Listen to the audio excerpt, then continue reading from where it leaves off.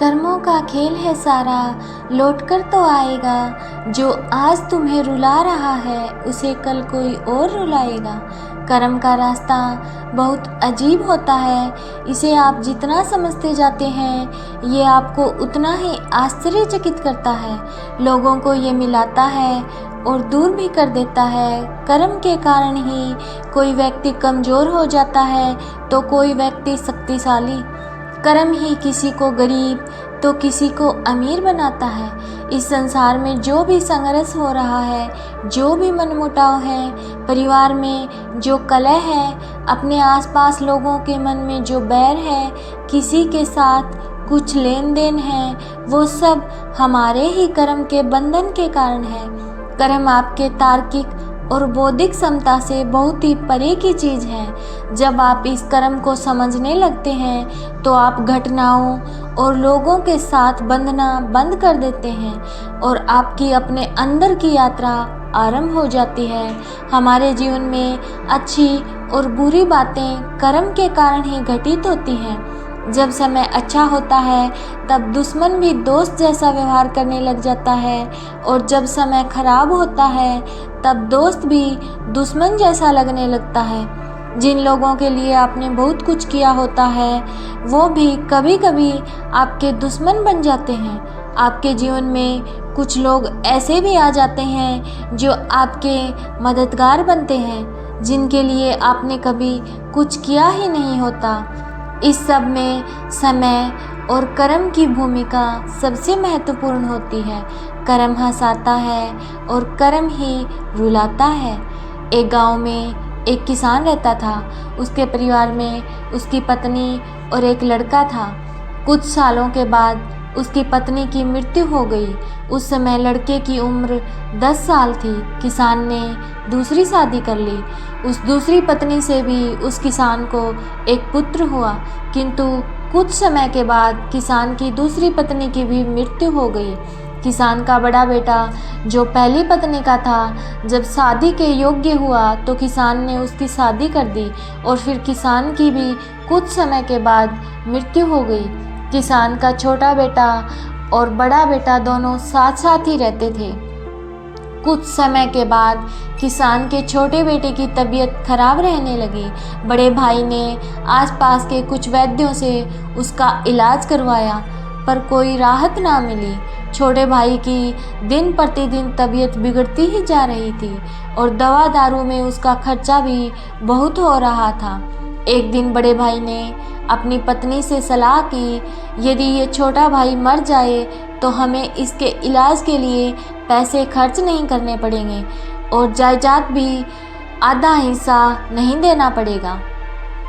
तब उसकी पत्नी ने कहा, क्यों न किसी वैद्य से बात करके इसे जहर दे दिया जाए।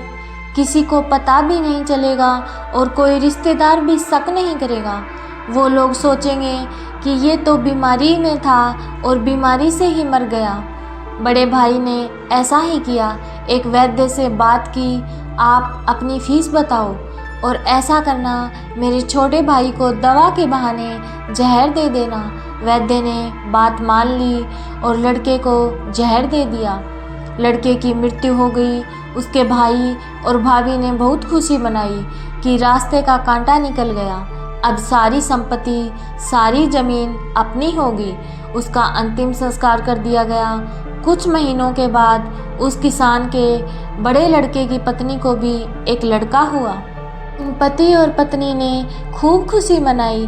बड़े ही लाड प्यार से लड़के की परवरिश की। कुछ ही वर्षों में वो लड़का जवान हो गया और उन्होंने अपने लड़के की भी शादी कर दी। शादी के कुछ समय बाद वो लड़का अचानक बीमार रहने लगा। माँ बाप ने उसके इलाज के लिए बहुत से वैद्यों से उसका इलाज करवाया, जिसने जितना पैसा मांगा उसको दिया ताकि वो लड़का ठीक हो जाए।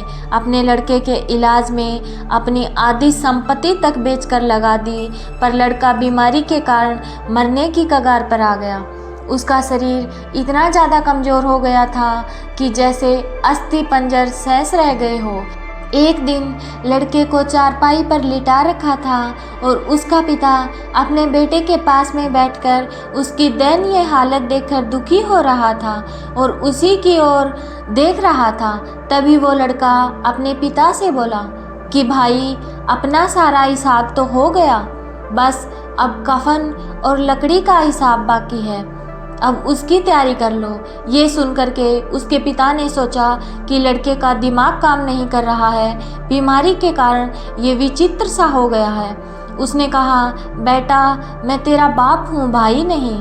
तब लड़का बोला, मैं आपका वही भाई हूँ जो आपने जहर दे करके मुझे मारा था।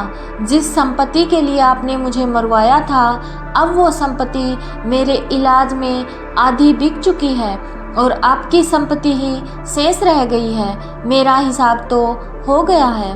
तब उसका पिता फूट फूट कर रोते हुए बोला, मेरा तो कुल ही नाश हो गया, जो मैंने किया था मेरे ही आगे आ गया। पर तेरी पत्नी का क्या दोष था जो इस बेचारी को अभी जिंदा जलाया जाएगा।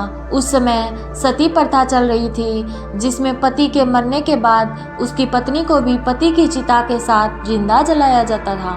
तब वो लड़का बोला कि भाई, वो वैद्य कहाँ है जिसने मुझे जहर खिलाया था। तब उसके पिता ने कहा, वो तो तुम्हारी मृत्यु के 3 साल के बाद ही मर गया था। तब लड़के ने कहा, ये वही दुष्ट वैद्य है, आज मेरी पत्नी के रूप में आया है और मेरे मरने पर इसे जिंदा जलाया जाएगा। हमारा जीवन जो उतार चढ़ाव से भरा होता है, इसके पीछे हमारे अपने ही कर्म होते हैं। हम जैसा बोएंगे वैसा ही काटेंगे। कर्म करो तो फल मिलता है, आज नहीं तो कल मिलता है। और जितना गहरा अधिक कुआं हो, उतना मीठा जल मिलता है। जीवन के हर कठिन सवाल का हल हमारे जीवन से ही निकलता है। इसलिए कोई भी कर्म करने से पहले खूब अच्छी प्रकार से सोच विचार करना चाहिए और सदैव अच्छे कर्म करो और कोई ऐसा कर्म ना करो जो आपके लिए कष्टदायक हो। मिलेंगे अगली वीडियो के साथ, तब तक आप स्वस्थ रहिए, मस्त रहिए और हमेशा मुस्कुराते रहिए।